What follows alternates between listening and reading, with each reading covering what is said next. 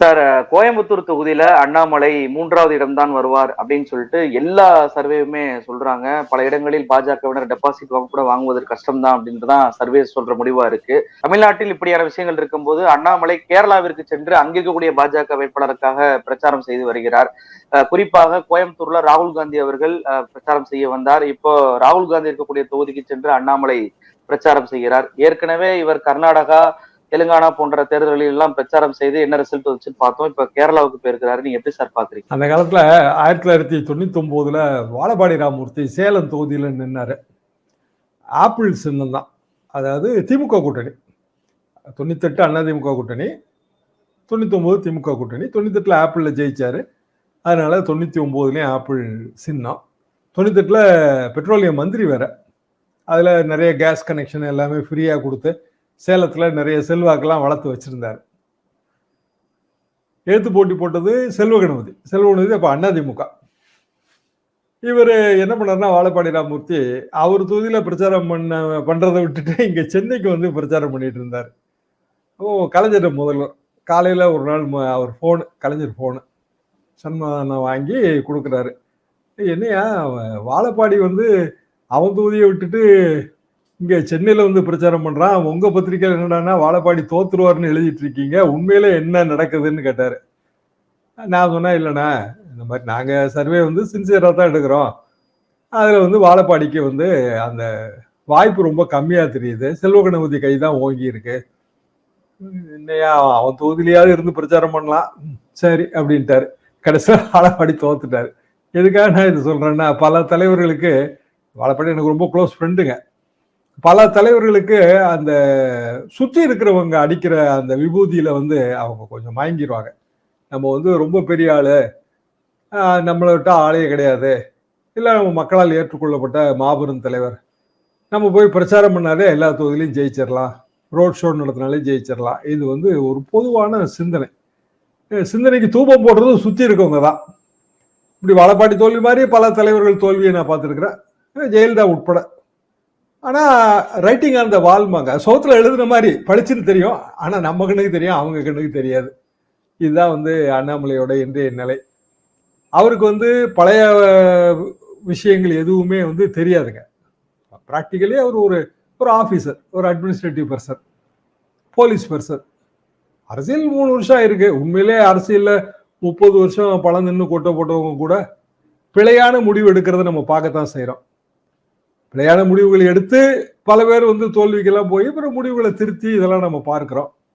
அண்ணாமலை அந்த ரகங்கிறதான் என்னோட கருத்து. பெரிய அளவுக்கான வாய்ப்பு அவருக்கு கோயம்புத்தூர்ல இல்லைங்கிறது அனைவருக்குமே தெரியும். ஏற்கனவே கர்நாடகால அசம்பிளி எலெக்ஷன்ல போய் அவர் பிரச்சாரம் பண்ணியெல்லாம் ஒன்றும் வரல. இன்னைக்கு தேஜஸ்வி வந்து ஒரு ட்வீட் போட்டிருக்காரு, பெங்களூர் கஃபேல வந்து நாங்கள் ஸ்டார்ட் ஆகிறோம், பெங்களூர் கஃபே ஏதோ ஒரு போயிட்டு only coffee is filter, others are unfiltered. Coffee மட்டும் தான் எங்கள் ஃபில்டர், மற்ற எல்லாம் அன்ஃபில்டர்ட். நாங்கள் வந்து நானும் சிங்கம் அண்ணாமலையும் சேர்ந்து வரிசையாக லிஸ்ட் போட்டிருக்காரு, இங்கெல்லாம் போய் பிரச்சாரம் பண்ண போகிறோன்னு. ப்ராக்டிக்கலாக தேஜஸ்விக்கு அங்கே வெற்றி வாய்ப்பு இல்லை, அதான் உண்மை. என்ன காரணம்னா, அவரை எதிர்த்து அந்த உள்ளூர் அமைச்சர் ஒருவரோட பொண்ணு, அந்த பொண்ணு வந்துங்க போன சட்டமன்ற தேர்தலில் 16 ஓட்டில் தோத்துது. இந்த பெங்களூர் இப்போ இவங்க நிற்கிற எம்பி கான்ஸ்டிடுவன்சியில் இருக்கிற சட்டமன்ற தேர்தலில் 16 ஓட்டில் தோத்துது. சௌமியா ரெட்டின்னு பேரு, தெலுங்கு ஸ்பீக்கிங் ஓட்டு வங்கி முழுக்க அங்கே இருக்கு, அவங்க பக்கம் இருக்கு. ரொம்ப சிரமப்பட்டு இருக்காரு இவர் தேஜஸ்வி பாரதிய ஜனதாவோட தேசிய இளைஞரணி தலைவர். அண்ணாமலை ஐபிஎஸ் ஆபீசரா இருக்கும்போது இவங்கெல்லாம் ஒரே உள்குத்து கூட்டு, அதுலதான் இவங்க அண்ணாமலையே இங்க வந்தாரு. இல்லைன்னா இங்க வந்து தமிழ்நாட்டு பிஜேபியில எவ்வளவு பேர் சீனியர்ஸ் இருக்காங்க, அண்ணாமலையை கொண்டு வந்து இங்க ப்ரொமோட் பண்ணி பிரதமர் மோடி அவரை நம்பி இவரும் வந்து கண்ணா அப்படின்னான்னு எல்லாரும் நான் அப்படி பண்ணிடுவோம் இப்படி பண்ணிடுவோம்னு ரொம்ப அளந்து விட்டுருக்காரு. அது வந்து நல்லாவே தெரியுது. அதுலதான் அதிமுக கூட்டணியை பகிச்சுக்கிட்டாங்க. மியர் ரீசன் என்னங்க, 2026 அது பிஜேபி தலைமையில் தான் ஆட்சி, அண்ணாமலை தான் முதல்வர்னா அவர் என்ன இடிச்ச வாங்களா, இவரை தூக்கி தோல்ல சுமந்துக்கிட்டு போய் முதலமைச்சர் பதவியை இவர் கையில கொடுக்கறதுக்கு 1972 இருந்து இருக்கிற கட்சி, ரெட்டையில சின்னத்தை வச்சிருக்கிற கட்சி அது பாடுபடுமா? சோ அந்த மாதிரியான ஒரு சிந்தனையே விபரீத சிந்தனை. அதாவது வேலையற்றதுகள் மனதிலே விபரீத சிந்தனைகள், சாலையோரத்திலே வேலையற்றதுகள் மனதிலே விபரீத சிந்தனைகள், வேந்தே இதுதான் காலத்தின் அபாய குறி அப்படின்னு அண்ணா சொல்லுவார் அந்த காலத்துல. அது வேலையில்லா திண்டாட்டத்தை பத்தி. இவரும் இந்த சாலையோரத்துல நிக்கிற வேலையற்றதுகள் மாதிரி இது மாதிரி இப்ப கேரளாவுக்கு போய் நீங்க சொல்ற காலையில மேத்து பார்த்தேன். கேரளால வந்து பாலக்காடு தொகுதியில ரோட் ஷோ 100 பேர் வந்திருந்தாங்க. வெறும் 100 பேருங்க. அண்ணாமலையோட ரோட் ஷோ. அவன் அந்த பாலக்காடு வேட்பாளர் அவர் வேற ஏதாவது வேலை பார்த்தா கொஞ்சம் டெபாசிட்டாவது வாங்குவாரு. அதை விட்டுட்டு இவருக்காக வெயிட்டிங்ல நின்று இவர் ரொம்ப நிதானமா கிளம்பி அங்க போய் சேர்ந்து பாலக்காட்டுல வந்து இவர் பிரச்சாரம் பண்ணி என்ன ஆக போகுது? ஒன்றும் ஆக போறதே இல்லை. பொதுவா சினிமா ஸ்டார்ஸ் பிரச்சாரம் பண்ணும்போது ஒரு கூட்டம் கூடும், அவ்வளவுதான். அதுல வந்து ஓட்டாலாம் மாறாது. அண்ணாமலை சினிமா ஸ்டாரும் கிடையாது. பிற இன்னொரு மாநிலத்திலையும் அவர் ஒன்றும் பெருசா ப்ரூவ் பண்ணல. இங்க எதுவும் ப்ரூவ் பண்ணல. இதுக்கு முன்னாடி போய் பண்ண பிற மாநில பிரச்சாரங்களையும் ஒன்றும் ப்ரூவ் பண்ணல. ஆனா மேலிடத்தோட ஒரு பெரிய ஆசீர்வாதம் அவருக்கு இருக்கு. 2024 ஜூன் மாசம் அவருக்கு பிறந்த நாள் வருதுங்க. நம்ம ஓட்டிங் கவுண்டிங் அன்னைக்கு தான் அவருக்கு பிறந்த நாள். அன்னையோட இந்த கனவு, இந்த பலூன் கனவு உடஞ்சிருங்கிறது என்னோட கருத்து. ஆனா அதுக்கு இப்பவே ஒரு காரணத்தை சொல்லிட்டாருல சார். கோயம்புத்தூர்ல வந்து பாஜக ஆதரவு ஓட்டுகள் 1 லட்சம் ஓட்டு வந்து காணாம போயிருச்சு அப்படின்னு சொல்லி இப்போ ஒரு காரணத்தை தேடி சொல்லிட்டாருல சார். அதாவது தோல்விக்கான காரணத்தை முன்கூட்டியே தெரிந்து கூறி வைப்போம் புதுசாலிம்பாங்க அந்த கதை. சரி, ஓட்டிங் வந்துங்க, ஓட்டர் லிஸ்ட் தயார் பண்ணோம்னா ஒரு மாதிரி ஓட்டர் லிஸ்ட், டிராஃப்ட் ஓட்டர் லிஸ்ட்டை தேர்தல் ஆணையம் ஜனவரி மாதம் போட்டுருங்க. அதாவது எவ்ரி இயரே அது ஜனவரி. அதுக்கு பிறகு நிறைய சேர்ப்பு முகாம்கள் நடத்துவாங்க. நம்ம எந்த பூத்தில் போய் ஓட்டு போட போகிறோமோ அந்த பூத்தில் வந்து அந்த முகாம் நடக்கும். வாக்காளரோட கடமையும் என்னன்னா அங்கே போய் நம்ம பேர் இருக்கான்னு செக் பண்ண வேண்டியது. வாக்காளர்கள் அதை செய்யறதே இல்லை. ஆனால் அரசியல் கட்சி செய்யணும்.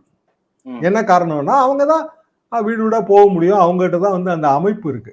இப்போ வந்து ஒரு நீங்கள் கிராமம் பேரூர்னு எடுத்துக்கிட்டிங்கன்னா 80-90% ஓட்டு. இப்போ எங்கள் கிராமத்தில் 90%ங்க. என்ன காரணம்னா ஒரு 1000-1500 ஓட்டு இருக்கும்போது கரெக்டாக போட்டுறாங்க. அந்த கிராமத்திலே வந்து ஒவ்வொரு கட்சிக்கும் குறைஞ்சது 5 போஸ்டிங்ல ஆள் இருக்கு. 5 ஆள் வந்து ஏதோ ஒரு போஸ்டிங், சும்மா தகவல் தொழில்நுட்ப அணி, இணைச் செயலாளர், இந்த கிராமம், இப்படின்லாம் போஸ்டிங் போட்டு வச்சிருக்காங்க. ஆனால் அவன் கரெக்டாக தேர்தலில் போய் அந்த வேலையை பார்த்துருவான். அதாவது ஓட்டர் லிஸ்ட்ல பேர் இருக்கா, நம்ம பக்கத்து வீட்டுக்காரன் பேர் இருக்கா, ஒரு 10 பேர் பேரை செக் பண்ணாலே அவன் போதும். அப்ப அது செய்ய வேண்டியது யாரோட கடமை? கட்சியோட கடமை. அப்போ திமுக, அண்ணா திமுக இந்த குறைபாடு சொல்லுதா? எங்க ஓட்டர் லிஸ்ட் பண்ணிட்டாங்க, அன்லிஸ்ட் பண்ணிட்டாங்கன்னு சொல்லலை. ஏன்னா அவங்க கரெக்டா அதெல்லாத்தையும் நான் சொல்ற இந்த முகாம்கள்ல போய் அதெல்லாம் சரி பார்த்து ஃபைனல் ஓட்டர் லிஸ்ட் போட்ட பிறகு கூட சேர்க்கறதுக்கு வந்து லிஸ்ட் கொடுப்பாங்க, பட்டியல் பட்டியலா. ஜெயக்குமார் அளவுக்கான சீனியர் லீடர்ஸ் கூட அந்த லிஸ்ட்டை கொண்டு போய் கொடுத்துருக்காங்க. இதெல்லாம் வந்து போன தேர்தலில் கூட நம்ம பார்த்த விஷயம்தான். அப்ப அண்ணாமலை என்ன செஞ்சிருக்கணும்? அவர் வந்து அவங்க கட்சிக்காரங்களை வச்சு வாக்காளர் பட்டியல பேர் விடுபட்டு இருந்தா அவங்கள வாக்காளர் பட்டியல சேர்க்கறதுக்கான முயற்சியில ஈடுபட்டிருக்கணும். அதை விட்டுட்டு பிஜேபி ஓட்டர் எல்லாம் எடுத்துட்டாங்க அப்படின்னா அது எப்படி தேர்தல் ஆணையத்துக்கு இவன் பிஜேபி ஓட்டுரு, இவன் வந்து திமுக ஓட்டுரு, அதிமுக ஓட்டுருன்னு அது எப்படி தெரியும்? இவர் இன்னொன்னு என்ன சொல்றாருன்னா, கோயம்புத்தூர்ல பிராமணர்கள் ஓட்டு, அப்புறம் வந்து நார்த் இந்தியன் ஓட்டுலாம் நிறைய காணுன்றாரு. எல்லா நார்த் இந்தியனுக்கும் பிஜேபி ஓட்டு போடுவாங்களா? இல்ல எல்லா பிராமணர்களும் ஓட்டு போடுவாங்களா? அதெல்லாம் ஜெனரல் அசம்ஷன். அப்படியெல்லாம் கிடையாது. என்னோட பிராமண நண்பர்கள் நிறைய பேர் வந்து திமுக ஓட்டு போடுறாங்க. அந்த காலத்துல அதிமுகவுக்கு தான் ஓட்டு போட்டு இருந்தாங்க ஜெயலலிதா காலத்துல. அது எப்படி இவரே வந்து பிராமண ஓட்டு வங்கி, அப்புறம் வந்து நார்த் இந்தியன் ஓட்டு வங்கின்னு சொல்றாரு? கூட வானதி அம்மா அவங்களுக்கு நல்லா தெரியும் பிராக்டிகல் ரியாலிட்டி என்னன்னு. அண்ணாமலைக்கெல்லாம் பயங்கர சீனியர். இன்னும் சொல்ல போனா பிஜேபியில ஒரிஜினலா அவங்க ஹஸ்பண்ட் காலத்துல அவர் ஏபிவிபியில ஒரு பெரிய ஆளுங்க. பாரம்பரியமான பிஜேபி குடும்பம். சில குடும்பங்கள் பாரம்பரியமா சில கட்சியில இருப்பாங்க, அதை நம்ம தப்புன்னு சொல்ல முடியாது இல்லையா? அவங்களும் பாவம் வந்து கூட உட்காந்துட்டு இவர் அடிச்சு விடுற புருடாக்கெல்லாம் கேட்டுட்டு இருக்க வேண்டிய ஒரு துர்பாக்கியமான நிலைமையில இருக்காங்க. என்ன பண்றது? இவரோட காலங்கிறது இப்படி ஓடிட்டு இருக்கு. சரி, அதுவே தான் அவருக்கு வினையா முடிய போகுது. ரைட்டு, பொறுத்து இருந்து பார்ப்போம்னு சும்மா இருக்க வேண்டியதுதான்.